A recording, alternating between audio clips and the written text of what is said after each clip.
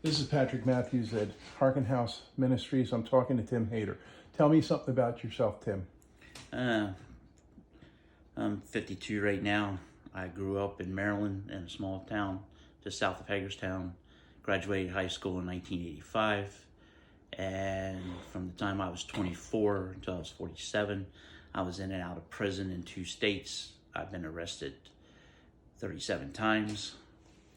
And now I've ended up here the past year at the Hearken House Ministries here in Chambersburg. How many times have you been in programs prior to this? At least 5 or 6. Okay. And for some reason it's working now. What do you think what is different this time than the previous 5? I have God in my life, and I have people that I go to church with who mentor me. And I find that if I find myself looking towards God all the time, that good things happen. And when I go off and do my own thing, then I sabotage myself and I end up going back to prison. Now, I go to Chambersburg Christian Fellowship. Tim came along. He wanted to be baptized. And there was a hiccup because my church and their standards, something about second baptism, they were a little slow to do it. And in that slowness, Tim sought out 2 brothers, Dan Lehman and Tim Lehman, and asked them. Now, when he asked them to baptize him or dip him under the water, they also took the responsibility for his accountability. Tell me a little bit about that accountability that you have with them guys. The accountability I have right now is that they know everything that's going on in my life. They handle all of my financial stuff because I'm not really good with money.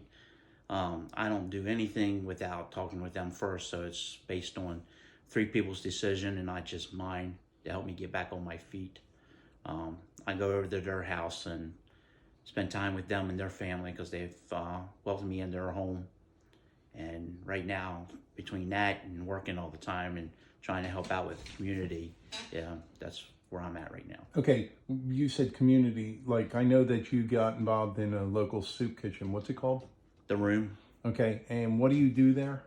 Volunteer to help feed and help talk to mentor and talk to people about Jesus. Tell us a little bit about the Room so that people that are watching this will understand what that is. Is it part of your recovery program is what I'm getting at, first of all. And then second of all, what is the Room? What do they do there? We have people who come in off the street. We do Bible study. We feed the homeless, the less fortunate. And it helps heal me because I was once like that. And now I can repay that back through Christ, who allows the doors to open for me to be able to help those who are once like me. Okay, that's one of the principles of what we do here. When A helps B, A gets better. And then the other thing is you were talking about accountability. Now, you're accountable to Tim and Dan. Are they accountable to you? Is there a 200% accountability between you gentlemen? Yes. Okay. That's another principle that we are implementing here at Hearken House and the Bridge to Freedom, which is something that we're working on right now, but I won't do any promos on that. Anyway, explain what Hearken House is. Hearken House is a place for give people a second chance that coming out of prison. What kind of people come here? Just give them a general overview. 2 different types. People that are criminals like me, who've done other things wrong, and then there's also sex offenders that come here. Okay. Normally people hear sex offenders and they go, oh! What was your initial reaction when you came here and you found out that there were people of that caliber here?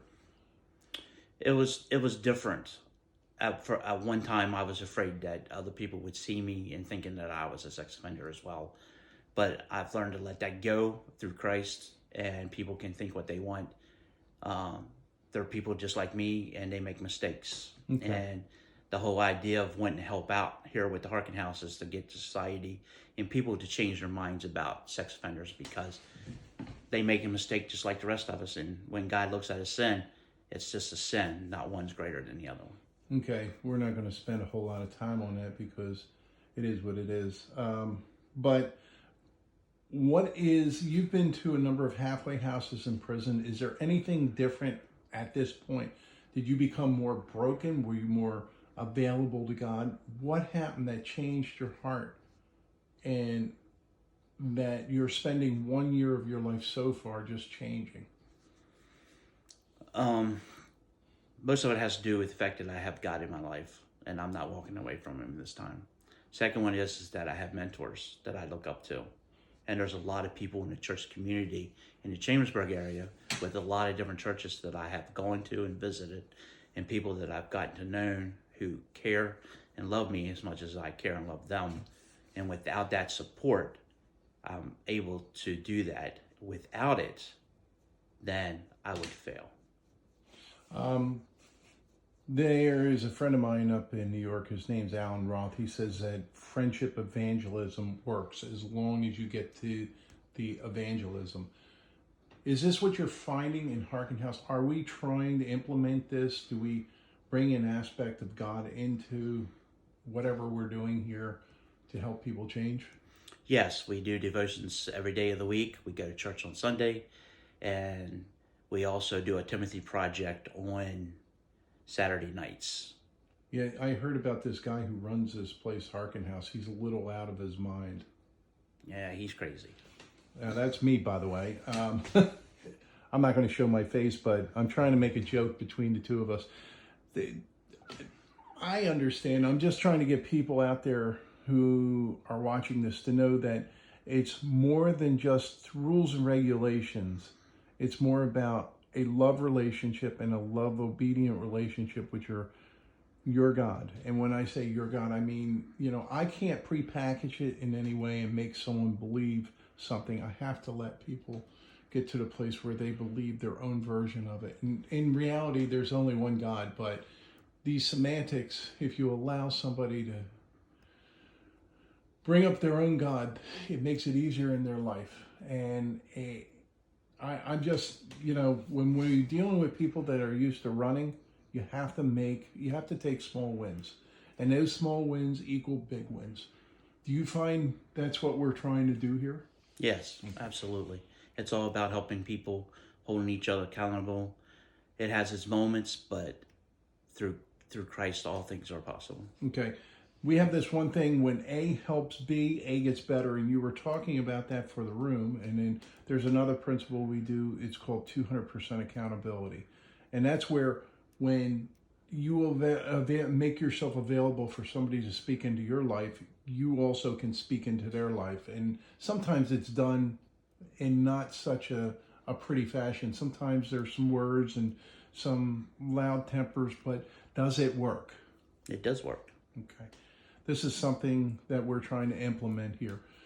Well, this is just a short video to introduce you to Tim Hayter. He's successfully been here for 1 year. He's planning on staying a lot longer. He's one of the gentlemen that we're using or utilizing for the Bridge to Freedom, which is something we're working on. Just in a general way, just tell people how you came to know Christ here. What made it